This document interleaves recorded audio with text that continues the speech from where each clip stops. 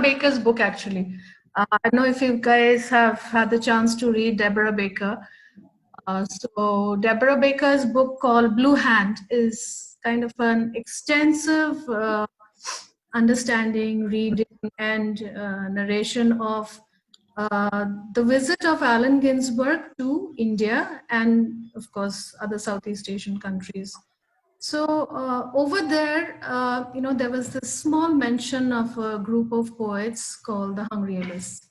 Now, my bad, I hadn't heard of the Hungryalists before, in spite of being from Bengal. Mm. And, that's the surprising part also, because a lot of Bengalis, or even, not only Bengalis, but even those who are from the Eastern Belt generally haven't heard of them.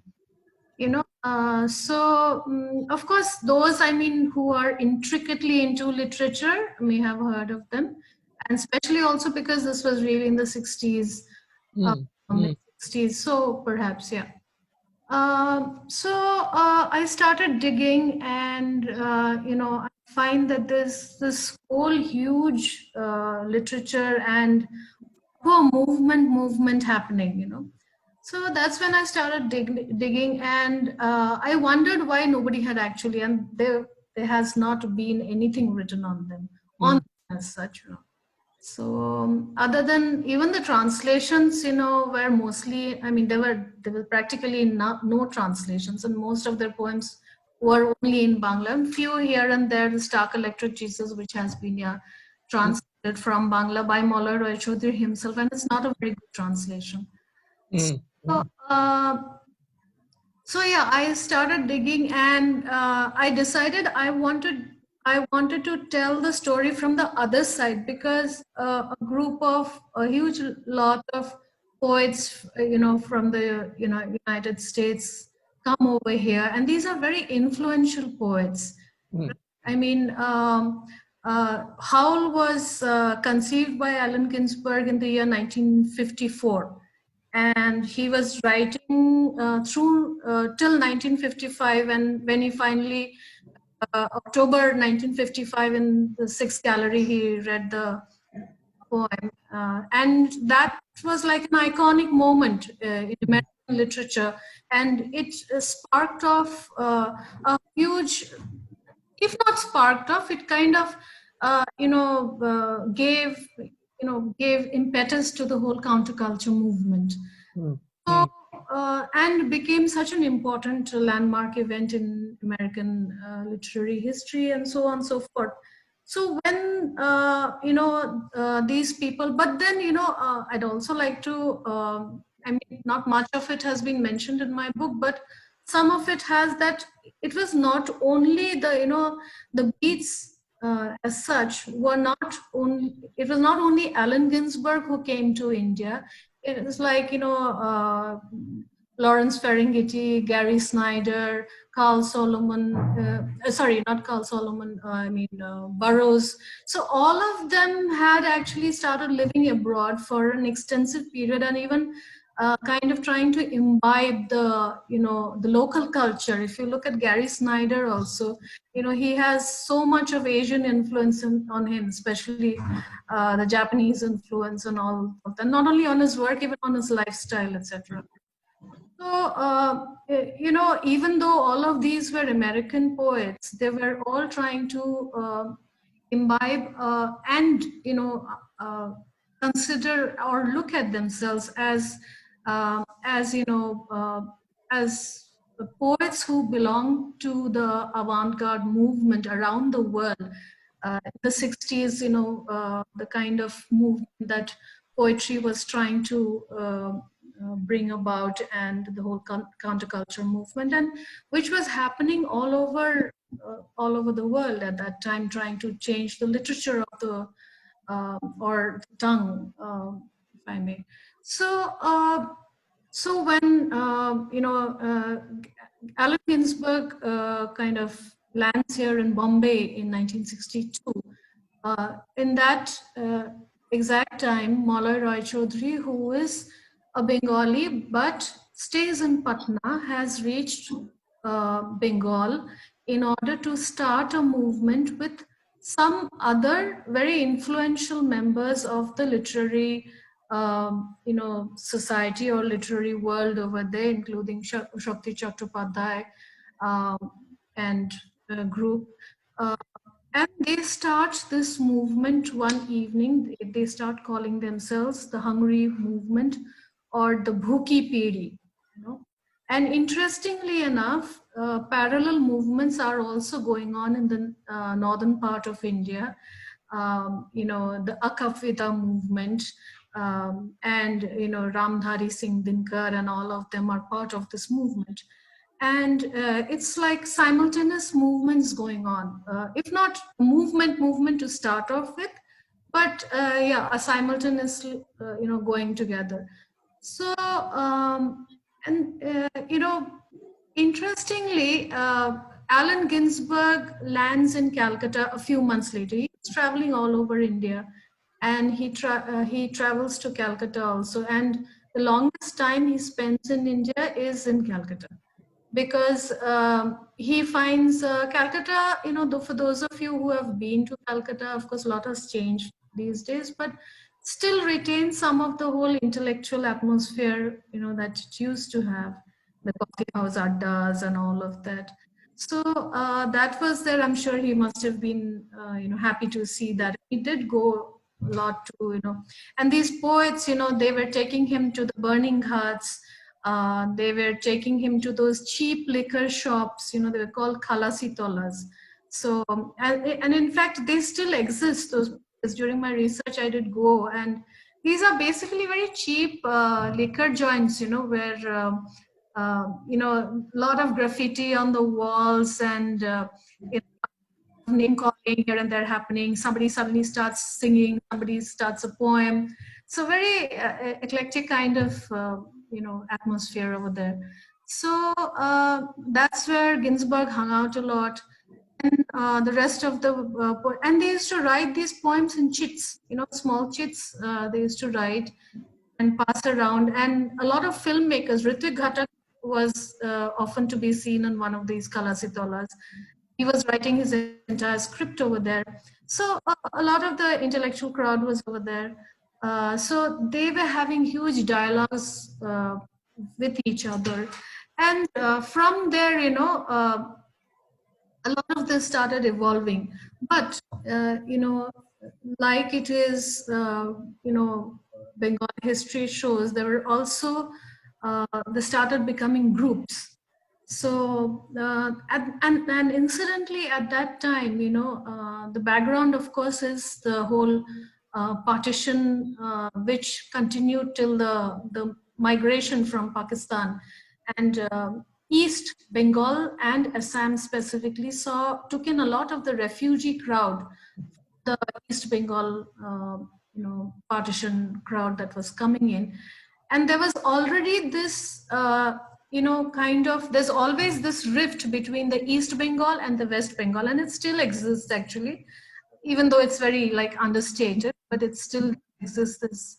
So, these now the East Bengal crowd was a very literary crowd. And even today, more than about 60% of the most well-known Bengali writers are actually from East Bengal. And they came in, all of them came in as refugees, to the West Bengal thing. And so there was some kind of clash going on, of course, and the whole anger of the immigrants, the whole unemployment scene, everything, all of that was going on. So and at that time, very importantly, a sort of wave, in literary circles, where they started a kind of criticism against Rabindranath Tagore. And this was very unexpected, because he was this very hallowed, figure. Of course, nobody can say anything against Rabindranath, but here were a bunch of poets, who were not only critiquing him, they were actually saying, why should he be so, kind of be followed so much, this, that, and there is. And then on started the whole thing of, how other kind of writing, other kind of poetry can happen. Also showing, as if showing the path that, how this kind of writing can also happen. And it need not always be ducks and swans wandering around the lakes and writers writing poems about them, uh, one, I remember Moloida, telling me that, we wanted to write poetry that concerned the ordinary people. This was about people, who were unemployed, people who were actually hungry, people who were sleeping on the roads, So we wanted to write about those kind of people and their situations, because their situation was also our situation. So yeah, that was very interesting as a, to start off with. Also, because I myself have a migrant history, I was born in Assam, and we had to leave Assam because of the whole, you know, uh, politically incorrect statements as of now, but whole Assamese Bengali, trouble that was brewing in the 80s. We had to leave our home and shift to Bengal. Then there was, of course, other political problems, but my parents were also, not my parents, my grandparents had also come from Bangladesh and settled in Assam. And so it was a second generation for me. It was a second generation movement again to West Bengal, leaving the land I had been born in. So it was this whole migrant story all over again. And when you migrate, I don't know how many of you yourselves might be migrants, but migrants, if you're a migrant, you have one culture, and that is of homelessness. And wherever you go, you find this whole, there's a very beautiful word in Urdu. It's called, the word is muhajir. So muhajir in Urdu means a person who does not have a home, basically bhatka hua soul kind of a thing, going from here to there. If you ask me today, and I've been asked this, where do you belong? I don't know where I belong, because now I stay in Bangalore, I've been in Calcutta, I've been in Northeast, I don't know. So yeah, so all that, and I could feel those sentiments myself, of being the outsider. So when the Malloy Roy Chaudhary gang came in from Patna, they were still outsiders, refugees by another name, outsiders. They don't get to, actually access the inner circles, because there's always this sort of code, okay, he's my neighbor, I know him from childhood, he's my college mate, he's my classmate. So that kind of like a bro code, happening.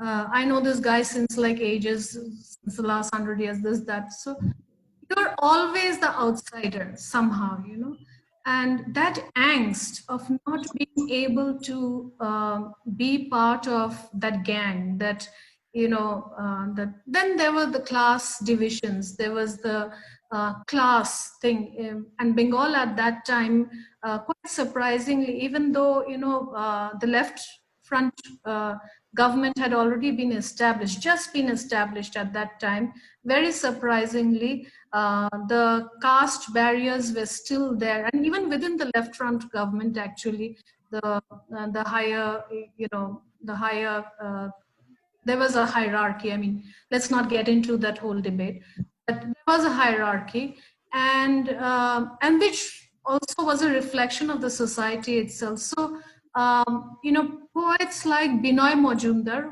who was a very integral and very important part of the Hungryalist movement. And somebody like Haradhan Dhara, whom they named as the editor of their publications. They used to publish these small pamphlets. They didn't have the money for anything else, so they published these small pamphlets. And mind you, these pamphlets were in English, not in Bangla, because they wanted a larger audience, and also because they were from Patna, they were not in Bengal. So they had this whole outsider Bengali of mentality. So their first pamphlets were at least in English. And the name of the publisher, so to say, was that of Haradhan Dhara, who was a Dalit writer. And this was, a huge, a very big deal. Even before, many, many years before Spivak's very important essay on The Subaltern Speaks. This was a very big move on their part, and it really shocked the establishment. By establishment, of course, over here I mean, the poets who had already established themselves and who were sort of, the known faces in the literary circles. So if you wanted to publish a poetry, you went to Falana Falana poet. You didn't go to the others. That kind of a thing. So so it was very, then they started this. There was a lot of these stuntbaji things also happening. They would put poems within these very provocative poems within the shoe boxes and send them off to mail them off to the editors of newspapers. Then they would, put up posters in the colleges and, other places like coffee houses and all that. So it was a student kind of community driven movement also to a certain extent. And then, of course, towards the later half of the 60s, this famous poem called, Stark Electric Jesus is written by Maulai Roy Choudhury, and he gets arrested for writing the poem. But for those of you who haven't read the book, there's a whole build up to this arrest. It's not as if just that he wrote the poem and he was arrested, kind of a thing. Because there were detectives trailing the Hungryalist poets. There were two policemen who were specially put, to kind of monitor their activities and all that. So this was a kind of lead up that was happening before the arrest. And then because of one important person, he was a bit shocked by one of the kind of pamphlets that they had sent to one of the editors of a newspaper. And this shock also, this jolt was so hard for him to take that he put in a complaint also. And this led to an entire build-up, and finally they were arrested. Maulai Rai Choudhury was in Patna at that time. So his Patna house was raided, in fact, and things were thrown around. His typewriter was thrown around, and he was actually taken to jail. He was tied up in the waist, put in a cell with 4 other criminals, and kept in jail for 2 months. And I remember him, when he was talking to me, he still had tears in his eyes. He said, I was treated like a lowly criminal for writing that one poem. He said, I had to share a toilet, an open toilet, with 4 other petty criminals. And what was my fault? I had just written a poem. So that went on for 2 months. And finally, when the court case happened, and this was court case was, he lost his job he was working in RBI. He lost his job. His brother lost his job. Some of the other Hungryalist members were teachers in colleges, and all of them, they were threatened. Some of them left abroad. Others, their parents pulled them out and, took them back home and stuff like that. So the whole kind of gang dispersed. All their books, all their manuscripts, everything was taken away by the police and destroyed. Their typewriters and everything was destroyed and all that. And then finally, when the case was heard in the Bankshal court in Bengal, it was dismissed as something very trivial. It was dismissed. Finally, nothing came of it. And ironically, some of the members, like Shakti Chattopadhyay and some of the other members who were an integral part of the movement, actually testified against Maulai Rai Choudhury, saying that he had instigated this whole thing, and it was because of him, that they had lost their jobs and things like that. So this led to a lot of bitterness also, especially at a time when kind of, and by the way, this arrest also led to the entire Hungryalist group being flashed in the Time magazine in the 1969, and leading to a huge uproar internationally. They had people, all sorts of people, international press giving them coverage. Pan-India, there was a pan-India support from them, from Arun Kolatkar to many other poets, Khushwant Singh, and there were so many other names, all kinds of other creative people also, not only poets, all kinds of other creative people came in to join them, kind of thing. So sorry, somebody. Yeah. So what was this about? What was it about? Because they were writing poems in Bengali, in English, so many languages. So what was it about Stark Electric Jesus that threatened the establishment? And why was only Malala Roy Chaudhary arrested? Or were there other Hungarians also who were arrested? And because this was in English, correct? No. It was in Bangla. It was in Bangla. Okay. He translated himself into... Yeah. Okay. So what was it about that? Of course, I mean, did they put obscenity charges? Yeah. It was basically an obscenity charge. He was arrested on the basis of obscenity charges. So because, it used a kind of a language where, females' inner parts were referred to, and the mother was brought in, the mother was compared to the lover, and those kind of things, So if you read the English translation, you'll understand it better. The language is crude, but then the Hungarians never... Was it Jyoti Basu's government back then? Or Yes. It was, okay. Yes. No, I'm just wondering because these days, I mean, unless you threaten an establishment, they don't, I mean, they just don't care about courts, right? I mean, normally... See, actually, at that time, Arjun, at that time, Bengal was everything about literature and culture. Bengalis obsessed with literature and culture. So Bengali politics and Bengali culture is not separated. It's all part of the same thing. So you cannot, insult Rabindranath Tagore. He's more national icon, he's more than any political figure. They don't care who you are. You can't do that. So yeah, all of that. It's not just the poem, the backdrop of them going against it was not only the poem. The poem was only the the tip of the iceberg. It was like like just a bahana for this was they had coming. It was just a bahana for kind of arresting them. So yeah, that's it. Kind of. And then of course Ginsberg helped them a lot in this journey. He wrote to from the Prime Minister. He wrote to Nehru at that time, and there were they received a lot of international support. Some of the poets who lost their job, Ginsberg actually arranged for them to get jobs and things like that. So they were a huge help actually to the Hungarians. But for some reason the Hungarians don't want to, because also so there are some criticism against the Hungarians saying that they try to ape the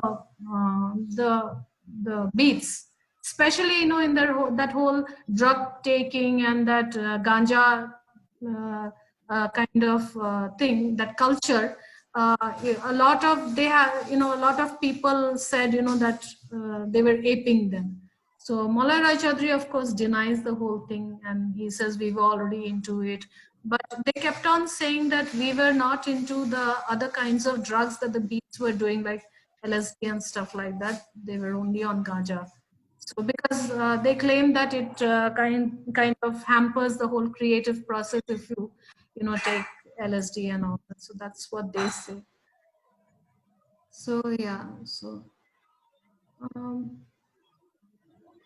but the whole thing dispersed, and then some of them again went on to be part of the Nakshal movement, which was came just after the Hungarians movement, just pre-70s or early 70s, and few of them because they were so scattered. And these people, even while I was researching or talking to them, it was like amazing the lives they led.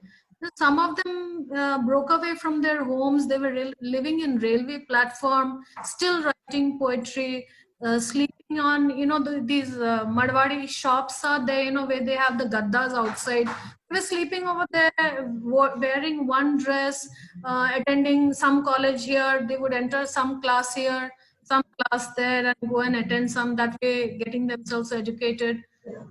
It was crazy in some senses, the extents they went to for this kind of thing. So yeah, that is what is amazing. But there has been a lot of criticism also, where people do ask, what the contribution, poetically speaking, how much the contribution has been, because a lot of people don't agree to their poetry. They find it too volatile and too attention seeking at times. But when I was writing the book, of course, I did know of all that. And partly I would say I do, partly maybe kind of agree to what these critics say, that some of it is actually attention seeking. But, as far as my writing a book is concerned, and other than that, I really have no opinion on this, because I concern myself only to the book. And when I was writing the book, I wanted it give it a larger sphere and a larger scape, in the sense that I was truly looking at the movement and its place in literary history. I was not concerned about one poet here, second poet there, and what they were doing or what particular poetry they were writing, but their poetry as a group and the whole exercise of having the movement. Because as a movement, they did jolt a lot of things. That is, if you, my personal opinion is, they did make people uncomfortable. And I think that is what disruptive poetry is all about. I mean, if you look at the beats, not that all that the beats wrote were also, the best kind of poetry always. Yeah, of course, I mean, there were great poems there, but if you look at Allen Ginsberg's India journals, a lot of it is gibberish, but you get, if you go through it, and if you have the vision to see, there are a lot of brilliant stuff also that's in there. You have to take it out from there. So I think the same thing goes for them also. They were doing all this kind of nonsense, kind of running around naked around the thing. They did a lot of these stunt kind of things, to attract attention. And you can imagine, this was in the 60s. People were horrified. My dad, when he came to know that I was writing a book on the Hungary, he says, "Are you mad? What are you doing?" And my dad was in Jadavpur University. He was in the thick of things at that time. He was in engineering college in Jadavpur. And he was saying, "We used to avoid these people like crazy. Why are you writing a book on them?" So they were actually, and this whole dilemma of women being. So when I asked Malay Roy Chaudhary, that why aren't there any women in your group? He says, found it so funny. He says, forget women, men were avoiding us. So what, do you think women wanted to be associated with us? They would keep such a distance from us. We were like, nobody wanted to associate with us. So that kind of thing, yeah. I mean,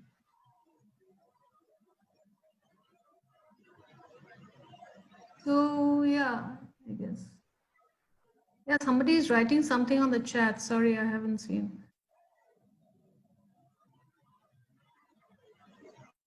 Yeah. Yeah, Pradeep Chaudhary was sacked from the Vishwa Bharati University, right? So, the interesting thing about the Hungry List, when I was interviewing them, when the name of Pradeep Chaudhary comes up. So, while I was, very initially into my research for the book, so I went to Bombay to meet Mola Rai Chaudhary. I went to Calcutta to meet Pradeep Chaudhary. And both of them were saying totally different things, and they were fighting about each other. You know, Maulana Roy Chaudhary had a very strong main narrative, to which, thankfully for me, thankfully he has stuck to that. And when I went to Pradeep Roy Chaudhary, he said, "Arey, what is this? All this you are writing? You should look at the book from a different angle. All this has happened. You know, this is all they are making up stories. Something else actually happened." By the end of the third interview, I was totally, you know, screwed. I was like, what the hell am I doing? You know, I don't know where to go with this book, because by that time I had already done my the research from my part, other than the interviewing thing, to a great extent. I was already, you know, 6 months into the book. And suddenly these people were saying, don't write this, don't write that, you know, do this, do that. And chronologically, it became very difficult for me to pace things out, you know. So somebody was saying, Pradeep Chaudhary was saying, I got chucked out of Vishwabharati. Then I went to Jadavpur, and Maulana Rai Chaudhary says, no, he was first in Jadavpur, then Shakti joined us, and it just drove me crazy. So this was also, you know, I think my observation of the whole thing is that this was another huge factor why the Hungryalist movement did not succeed beyond a point. Because they were all going in their own directions. You know, they were all speaking their own thing, doing their own thing. Yes, there was some amount of basic cohesiveness in the sense that they just came together to, as if kind of, you know, vent out their anger on the established poets and all of that. But if you look vis-a-vis, if you look at the beats, you know, there is, and even when Allen Ginsberg speaks about the other beat poets, about Kerouac, about Burroughs, about, you know, all of them, Snyder and people like that, there is a kind of almost paternal feeling that he has. You know, he takes them under the wings and he kind of, you know, protects them. And there are some wonderful interviews of Ginsberg online on YouTube. You should go and watch them. Yeah. I think Yeah, so he's so protective about all the writers, and he has a vision. And if you see the kind of documentation that Alan has done, or actually his mother, you know, she kind of kept all their letters, all their documents. She managed to stack all of that in her house.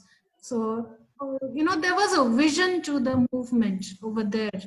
Vis-a-vis these people, you know, they were really like scattered. So, If I might, I think the vision, and correct me if I'm wrong, Maitri, I think the vision in Ginsberg's movement, the Beats movement, was particularly because of the Vietnam War. yeah, That gave them some sort of, something to protest against. And also the sexuality of Ginsberg himself, you know, played a yeah, role yeah. in The whole identity thing also, you know, and what the states was going on at that time. I mean, world over, there were these Cold repercussions, War, all that, yeah, several wars that were going on, yeah. going on.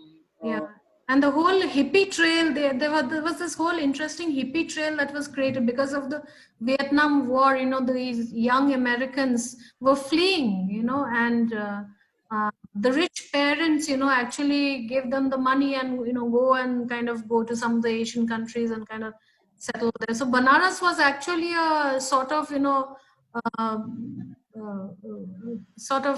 you know, place where they all gathered and, you know, they were feeling safe. They were having good Sort of, in Banaras, yeah. But even there, they got raided and all that.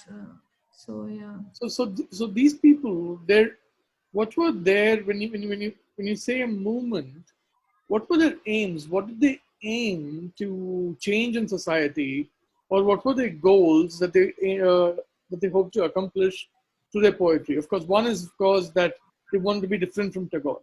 Okay, aesthetically, okay, that's their aesthetics. But did the movement have any particular goals to bring about any societal change? You know, something like that, or protest against some particular form of discrimination, Yeah. Largely, most of it was that. Tagore was a very tiny part of it, actually. Uh-huh. Was not the reason behind the movement at all. It was just a part of their aesthetic, kind of not agreeing to his poetry. That was it. Other than that, it was more of social change that they wanted. This whole sense of elitism. They wanted to crush that.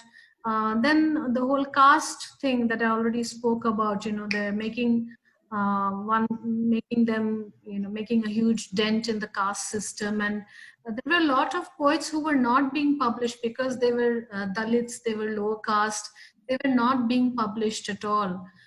So these people went ahead and published them. Binoy Majumdar was a low caste poet, a very brilliant Bengali poet. Binoy Majumdar, he was not being published. In fact, they published him. So all these kind of elements who were not kind of being understood or being seen by the privileged, so-called privileged society members or the elite literary members, they took in all of them, and they wanted to break the mold and all these kind of things. So even the manner of the poetry, and the other thing is, that Malloy Roy Chaudhary is, of course, because he's the leader of the movement. Perhaps he does have very leadership qualities in the sense, he's very sharp. Even at this age, he's terribly sharp. Very, uh, you know, he can, I mean, the kind of help he has given me, it's unimaginable for a almost 80-year-old. The kind of stuff he has been relentlessly telling me, do this, go here, speak to this, speak to this. So he has a vision for the movement. Even now he wants the movement to be seen. But and what I was saying is that most people know the Hungryalists from Malloy Roy Chaudhary, but there were a lot of other very talented poets in the Hungryalist movement who are often sidelined, because they are not maybe so brash, or they're not so outspoken. In fact, a few of them are far more talented. I have no qualms in saying they're far more talented than Malloy Roy Chaudhary. So yeah. Who are these poets? There's of course Shakti Chattopadhyay to begin with. Shakti was already a famous poet by then. Then there is, Binoy Majumdar, of course. Then there are others, like your Chopu Rokit, and then your Falguni Roy. These were some names, who were very, very, very talented poets. Joy Goswami was not. No, he was not part of that. He was not. Even though he belonged to that era, he was not part of that movement at all. Yeah. Somebody's written something. Hungry Shruti can change the cultural line. Yes, Maulada is still very active. Yeah. So when did you first come up? Was it what was your introduction to the Hungryalists? How did you come across them? Yeah, that's what I said. I was reading Deborah Baker's book, and through Deborah Baker. Yeah, very tiny one-liner in her book was about the Hungryalists. So that's when I started, because I hadn't heard about. I have this nasty habit of underlining everything I haven't heard of. So I started Googling and reading up about them. And the magazine in Calcutta has a lot of stuff about them, actually. So yeah. So Deborah Baker, if I'm, is Amitabh Ghosh's partner, correct? Yeah. And Deborah Baker, was she also a Hungryalist, or? No, nothing, no connection. Okay, just a footnote in her book. So not a footnote. She was describing that era when Allen Ginsberg came in. She documented his entire journey, right? So Allen Ginsberg met with the Hungryalists and stayed in their houses also in Patna and in Calcutta with the with Malay Roy Chaudhury's elder brother in Calcutta. He stayed, Ginsberg, and they interacted quite a lot. So since she was talking about Allen Ginsberg, she spoke about them also. Got it. Got it. Got it. So, okay. So, so the Hungry List were they already a movement when Allen Ginsberg had stepped in? They Yes. already. Yes. It was almost, they started in 1962, 61 actually, not 62, 61 they started, and Ginsberg landed here in India in 62. So they had already started. Yeah. But were they influenced by Ginsberg's work, or were they I influenced by think how- so. I think so. Even though they wouldn't at all, Accept- they would never say that. They would never say that. I've tried to ask him plenty of times, and I think they are also a little fatigued by the whole questioning of how, because everybody is enamored by Ginsberg. So, did you know Ginsberg? Did you imitate him? Did you do this? The fact remains that they spent a lot of time together. I mean, Ginsberg was there at their home at Patna. He drove around a rickshaw. Mala Rai Chaudhuri sitting at the back, and he stayed at their family house in Patna. He stayed for a while. They were reading poems together. So you can't be with somebody like Ginsberg and not be influenced by a character like that. I don't really think that's possible to a certain extent. But yeah, I mean, they say that their poetry is not influenced by him. So I can't comment beyond that. Did they feel betrayed by Ginsberg ever? Because I've heard one version of that too, that Ginsberg went back and somehow he did not speak well of the Hungry List, or it could be apocrypha, but I'm not sure. Yeah, there was that little bit of thing, in the sense that not exactly about the Hungry List. What Ginsberg was a little disappointed was he was very amused at a lot of poets here in India trying to write in English. So he was very amused by that. And he kept on, even in the Bombay poets, actually, a lot of the Bombay poets, he went and advised them, why are you guys writing in English? You should be writing in Marathi, you should be writing in your... In fact, there are a couple of essays, I think, very amusing. I remember something like that had happened, and there was this party going on in Bombay where a lot of the Bombay poets, had gathered, and Alan was kind of advising everybody, why aren't you guys...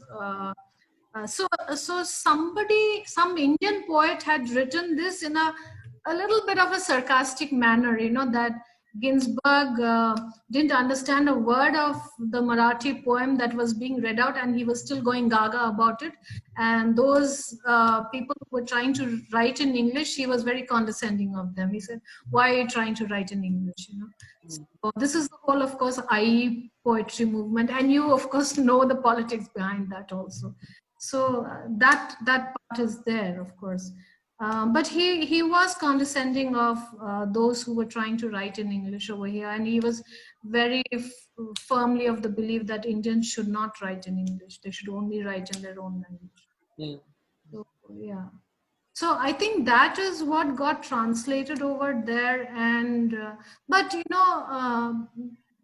I mean, that there are these dichotomic things. I mean, this whole dichotomy of him not liking certain poets and then going all out of his way to help certain poets, so there are these lot of idiosyncrasies also that Ginsberg did have, he was totally doped apparently when he met the Dalai Lama, and he kept on asking him questions about hallucination and nirvana and stuff like that. And the story goes that the Dalai Lama was actually fed up of his questions and had to be rescued, So, so there are many such, kind of things going on about these poets. One really doesn't know what the actual thing is. So, yeah.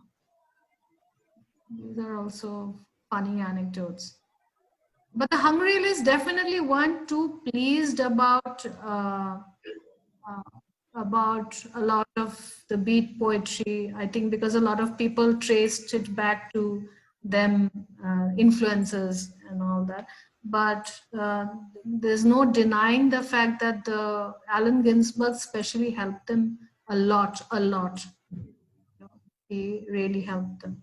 And of course, he took their story international. That's the biggest thing I think he did for them. He wrote about them. And he spoke to so many people about the Hungryalists. So the Time magazine piece you mentioned, was that authored by Ginsberg? no, it wasn't. They sent their journalists down here. And incidentally, they sent their journalist and photographer down to Calcutta.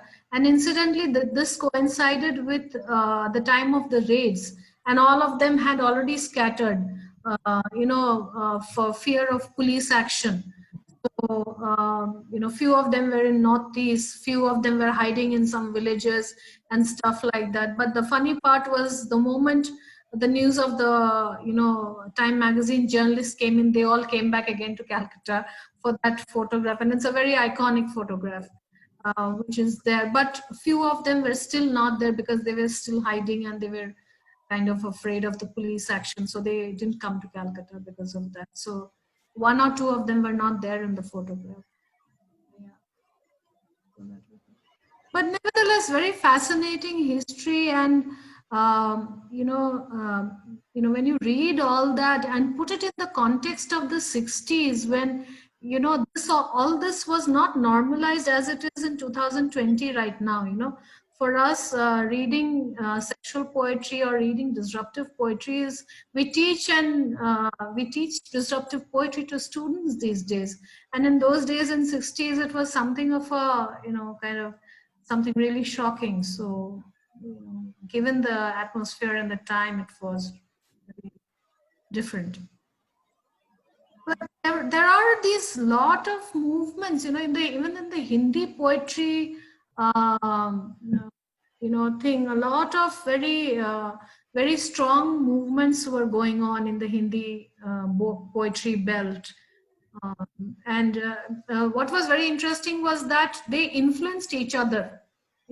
That was the beauty of the whole thing, I think, that a lot of them came together to influence each other. Manglesh Dabral ji has seen a lot of it, in fact, himself. So he talks very fondly of them. And A.K. Mehrotra, in his very famous poem, Bharat Mata, it's dedicated to Maulai Rai Chaudhary and Indira Gandhi, I think. So yeah, all of that. Maitri, there's a question in the chat box from Kartike.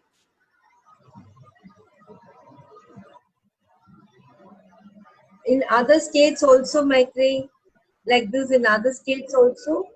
Were there similar movements like this in other states also? Somewhat, yeah. If you look at Gadar down south, okay, or the Hindi Akavmita movement that I spoke of in the northern belt, so these are actually similar movements, and the Akavita movement has been well documented. A lot of Hindi poets have written about it, and successive poets. And the question over there, is the movement now looked at solely as a chapter of history or an alternate school that is still present? There were lots of, talk that was happening about reviving the Hungryalist movement. But nobody really did it. In between, I had heard a lot of talk about requests to Maulai Rai Chaudhary, why don't you revive the movement? A lot of people kept on saying, that how history repeats itself, and we do actually need a movement of sorts all over again for poetry to kind of revolutionize society, per se, because poetry is not only about literature, it's also about the society we live in, it's also about the caste divides and all of that. So yeah, I don't know, but yeah, it never happened again. I don't know why. This is before the Naxalbari came. Yeah. And these movements kind of flowed into each other. So some of the Hungryalists actually joined the Naxal movement also. In two painters, Anil Karanjai and the other painter, sorry, I forget his name. So there were two painters who were part of this movement, and their studios in Banaras were raided by the police also, along as a part of this, raid for the Hungry. So the studios were raided and they fled, and finally they joined the Naxal movement in the villages, deep in the villages. They joined the Naxal movement and became a part of the Naxalites. So because also because at that time there was a lot of sympathy for the Naxalites, because the Naxal movement began on a note of social improvement and social upliftment for the farmers. So there was a lot of sympathy for the Naxalites, unlike the Hungry. The Hungry didn't have too many sympathizers, other than the very young, very Joshile kind of young people who wanted to fight about everything, and so yeah. Okay, sad generation movement of Bangladesh was inspired by Hungary. Naxalbari was different. Hungary does not. Yeah. Yeah, it's not a political movement. Yeah, and yeah, Bangladesh and Nepal especially, they had a lot of influence in Nepal. So in fact, all of these, when just after the arrests, were happening, just around the arrests, time, they went to Kathmandu. In fact, they were invited for a reading to Kathmandu. And that whole episode is there in my book also, and Maulada had narrated it very wonderfully to me, and they had a blast of a time. Even there they were doing a lot of ganja and the whole hippie trail and all that, because ganja is very cheap in Kathmandu, and apparently you get a very good stuff, ganja in Kathmandu. So they were very happy to be in Kathmandu and read, and they had a lot of followers in Nepal. And also there came about a collaborative poetry anthology with Nepalese poets and the Hungrialis. Actually, Bhutan, Nepal, and Bangladesh were three countries where they had some influence.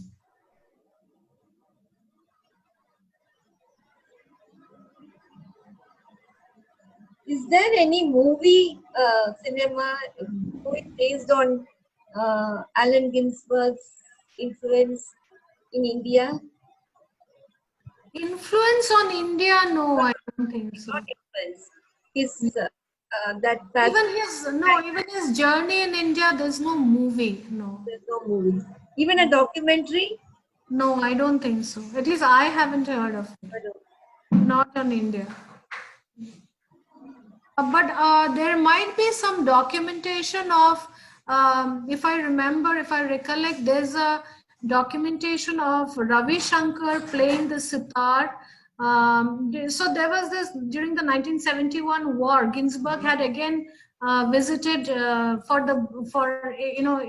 in order to help the Bangladesh refugees, and there was a war and all of that was going on. So Ginsberg had again visited in 1961 for some kind of concert and fundraising and all that.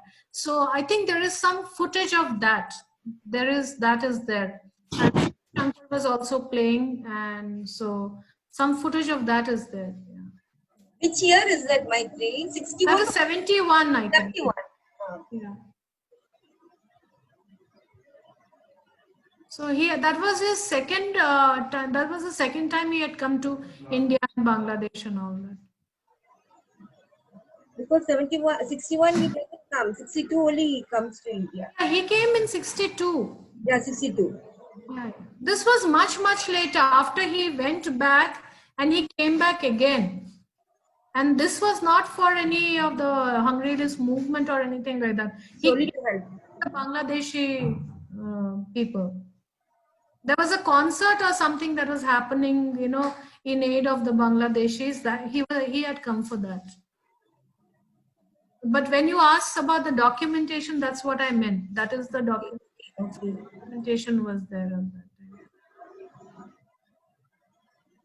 time.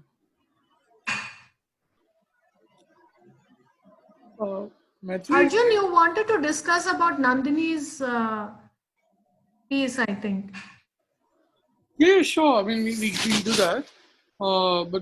But whenever possible, could you read Stark Electric Jesus in Bengali? If possible, could you recite it Uh, to you? I'm not as good at it in Bangla, Arjun, because there are quite a lot of difficult words. I'm not sure I'll be able to do justice to that, or neither will you understand actually about it. My Bangla is, especially the kind of language actually which he uses, Hmm, uh, hmm. it's, Or in English. yeah, English might be a thing. Just a short paragraph so we get Yeah, the yeah. It's a feel of very long poem. Anyway, reading the whole of it would be.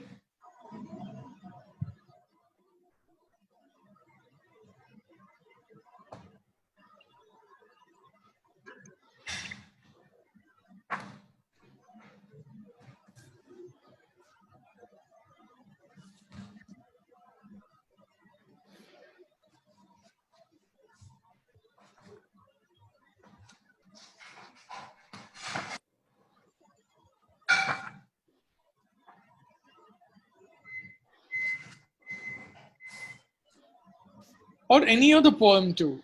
A shorter piece from Shakti Chattopadhyay or Actually, some of those are better. yeah. Just anything you want to read. yeah, anything you like.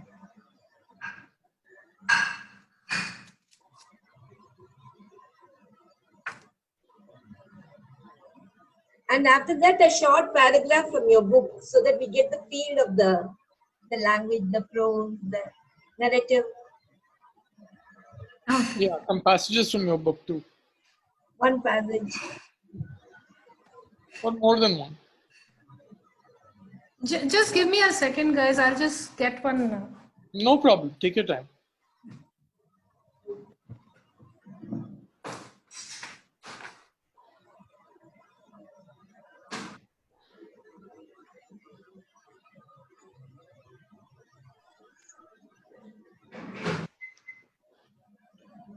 In the Tamil scene also, Arjun, there was some movement. I don't know my Tamil, I don't have any literary background. Maybe these people like Uma or somebody would know.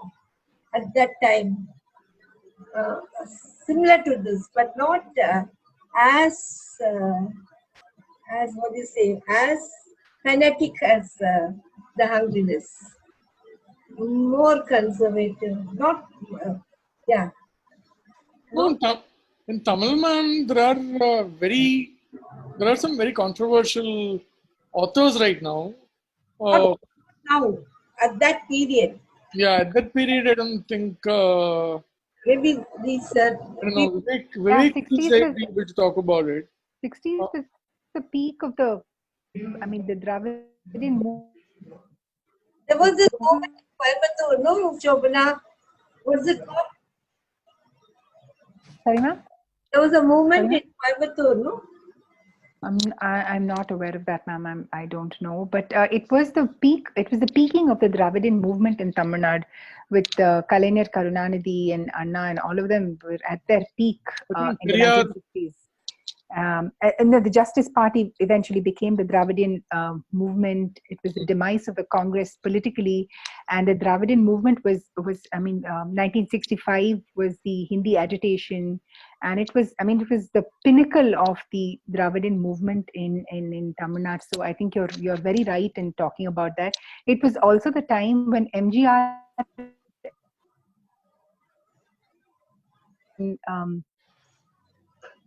in Tamil cinema. And it translated to this entire Tamil revamping Tamil history and de-Brahminizing the entire movement. So it kind of peaked around about that time. Okay, so I've got the poem, and Mandakini has asked me to talk about the Hungryalist Manifesto. Yes, the Hungryalist Manifesto is actually a very interesting piece of literature. Um, I will read part of that. So I'll first read, Malay Rai Chaudhury's poem, which in Bangla is Prochanda Boidutik Chuattar, which translated to English is Stark Electric Jesus. So it goes, "Oh, I'll die, I'll die. My skin is in blazing furor. I do not know what I'll do, where I'll go. Oh, I'm sick. I'll kick all arts in the butt and go away, Shubha. Shubha, let me go and live in your cloaked melon. In the unfastened shadow of dark, destroyed saffron curtain, the last anchor is leaving me after I got the other anchors lifted. I can't resist anymore. A million glass panes in my cortex. I know, Shubha. Spread out your matrix. Give me peace. Each vein is a carrying a stream of tears up to the heart, brain's contagious flints are decomposing out of eternal sickness. Mother, why didn't you give me birth in the form of a skeleton? I'd have gone 2 billion light years and kissed God's ass. But nothing pleases me, nothing sounds well. I feel nauseated with more than a single kiss. I've forgotten women during copulation and returned to muse. Into the sun-colored bladder, I do not know what these happenings are, but they are occurring within me. I'll destroy and shatter everything. Draw and elevate Shubha into my hunger. Shubha will have to be given. Oh, Molloy. Kolkata seems to be a procession of wet and slippery organs today, but I do not know what I'll do now with myself. My power of recollection is withering away. Let me ascend alone towards death. So that's part of it. It's a 2-page long poem. It can be really a bit daunting.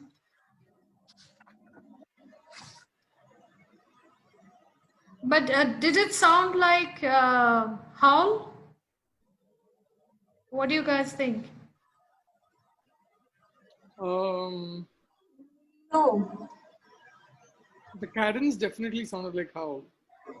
Because it's Howl is also breathless. This poem is Yeah. also breathless. It is. It is. So I see a definite influence, so I feel so too. At least phonetically, I think there was some kind of influence, definitely. Yeah.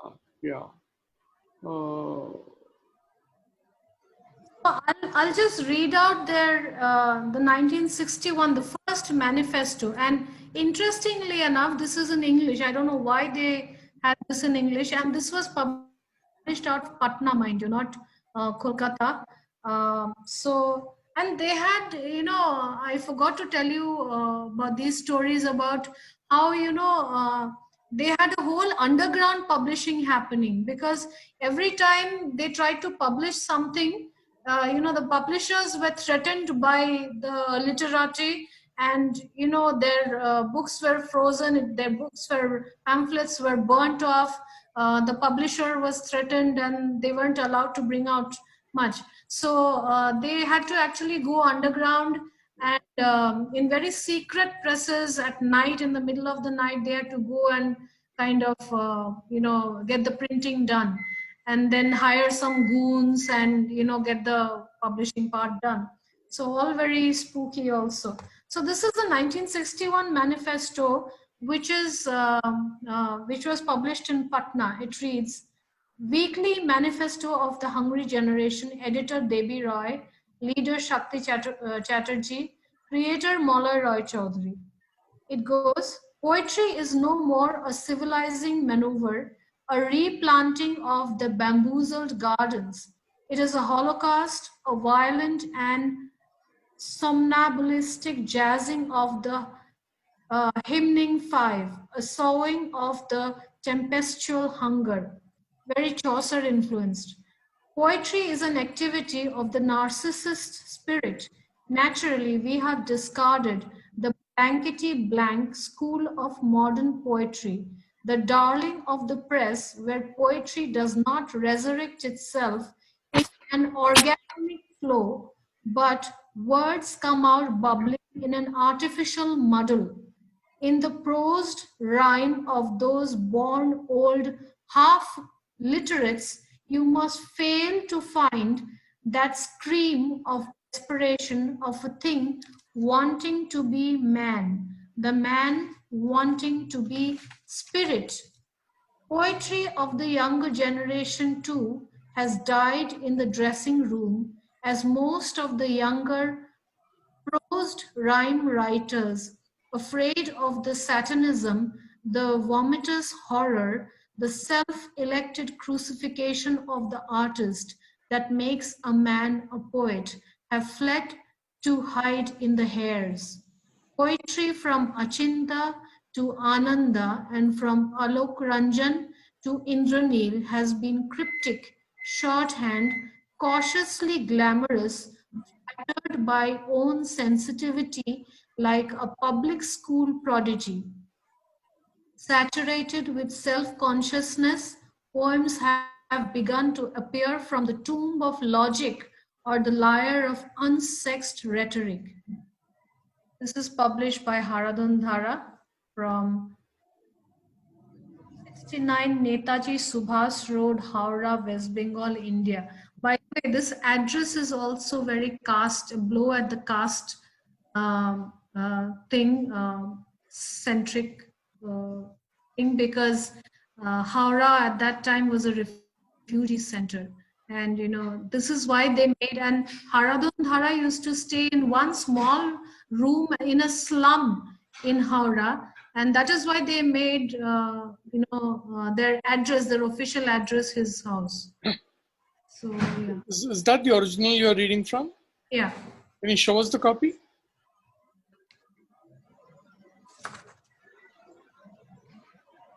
No, I mean the cover.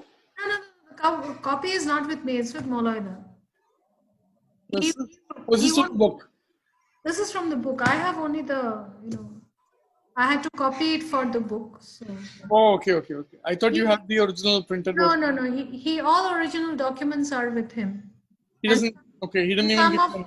Some of the photographs are with BBC, because there was a documentary on the beats.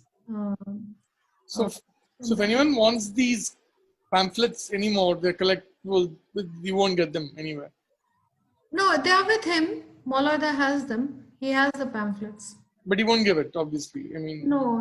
They have archival value, and some of them, I believe, are in the British Museum actually. Oh wow. Okay. Yeah. Because 100 poets in the world, Molloy Roy Chaudhary has a name there. 100 distinguished poets of the world in the BBC, some diary of notable 100 poets. My God. Poets in the world. Tagore and Molloy Roy Chaudhary are the only names from India, incidentally. I don't know. Wow. Something. Yeah. So this Maitri Prashant here, this manifesto is not written in the form of a poem, right? I mean, it's prose. Yeah, but it reads like a poem. I mean, it reads like actually a very. Yeah, the language is kind of poetic, I suppose. So. I was wondering if the manifesto is written also in. No, it's not. I've seen the original manifesto, but yeah, it was not handed over to me. Right. Thank you.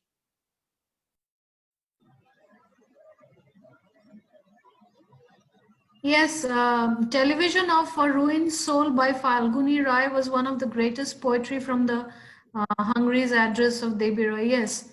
So Falguni Roy was another maverick kind of poet who died a very young death because of overdose of drugs, and also partly because of poetry. He sold off even his house for writing poetry.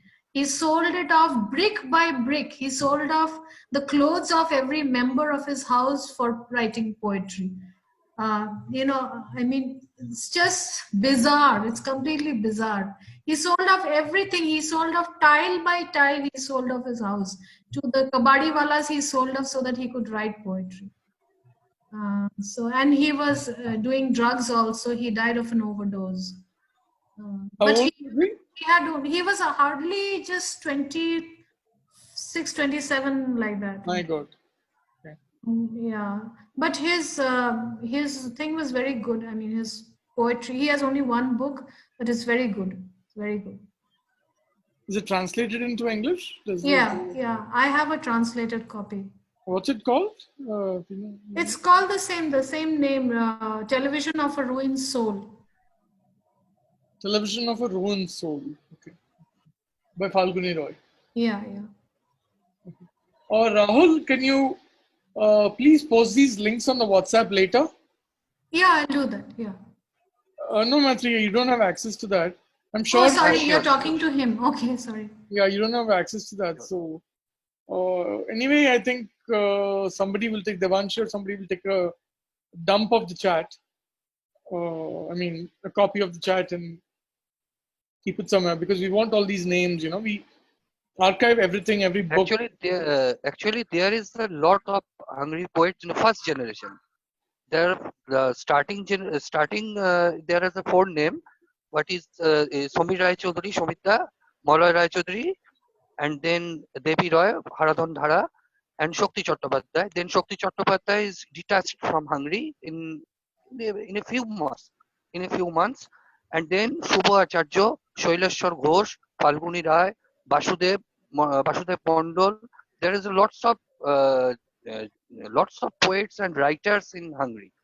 And in second generation, in late 70s to 80s, there is the Arunesh Ghosh, is the poet, and then Alok Goswami, Ajit Rai, Devajyoti Roy. Devajyoti Roy was the active Naxalist movement. But In his turn but by that time the group had already broken up and yeah. Group have already broken, but they have declared themselves as a Hungary.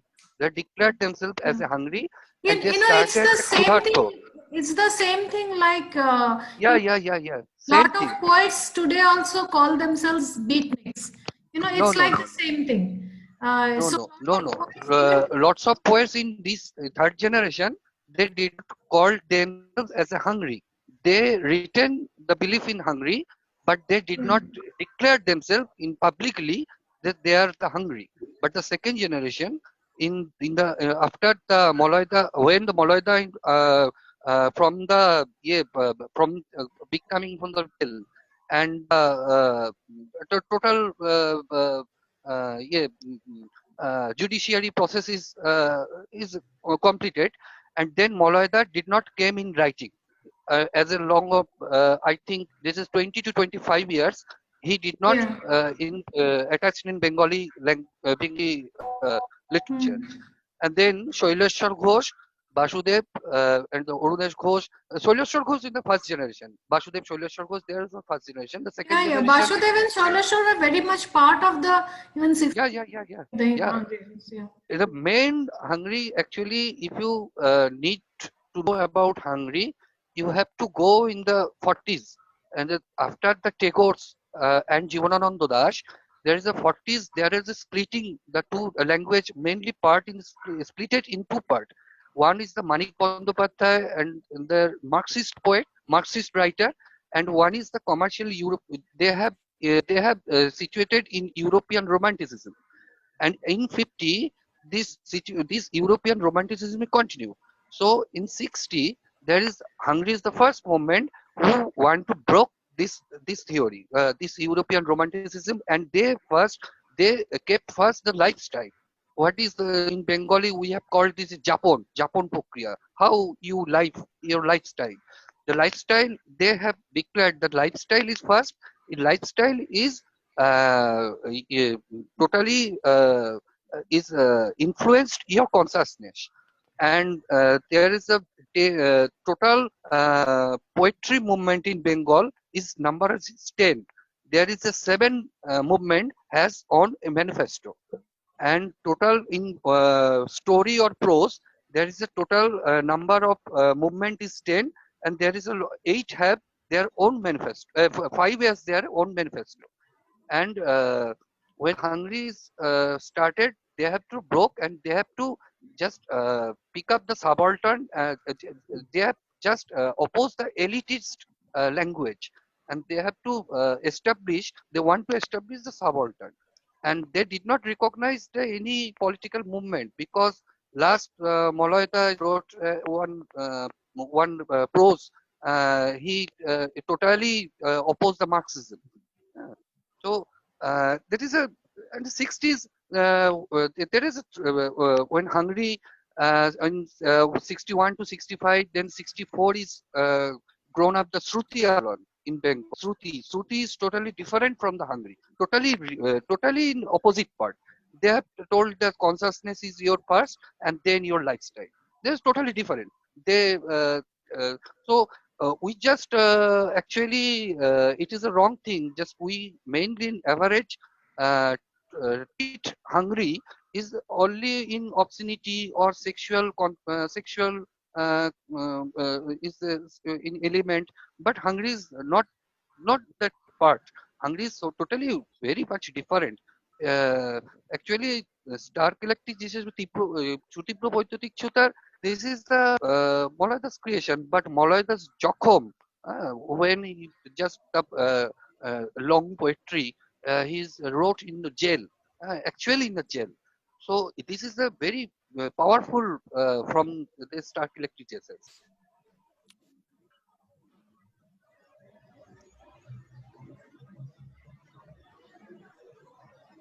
Will you be able to write this out, Rahul? Yeah, actually I can able because the book Jokhom actually in month of at least 10 to 15 days every month I just read this, but it is in Bengali, so I can recite in Bengali. Maitri, Yes. wanted to ask you, wanted to ask you, those of us who were following your Facebook feed before the book came out. Little loudly. Yeah. Can you hear me now? Yeah. Yeah. No, those of us who were following you on Facebook before the book came out, you used to post these snippets about your travel to these different places, right? The coffee house. And I remember you went to the houses where they lived and stuff like that. So can you tell us a little bit about the sensory experiences that you had when you were chronicling this movement and how it affected you as a writer? Be very interesting to know, because it made us kind of look forward to what you were going to bring out. But I'd like to know about how these sensory experiences affected you as a writer. Yeah, actually, as I was telling you the other day also, so the research went on for a good 4 years. Also, probably because I am a little slow in things, I like taking things a little slow. So, and because Calcutta is home partly now, so every time I used to go, and these things you can't sort of rush up, because I met a lot of people who were like, who might not be Hungarians themselves, but who kind of were following the movement very closely and saw them, somebody had a smoke with them, in fact, my dad ended up telling me a lot of stories, from Jadavpur University, and he mentioned like, this Hungarian poet, and he would say in Bangla, hey, beta, he owed me 200 rupees and he never gave it back for 6 months. And he was a student in the 60s. And in those days, 200 rupees meant a lot. He said, this guy took 200 rupees from me and he never gave back.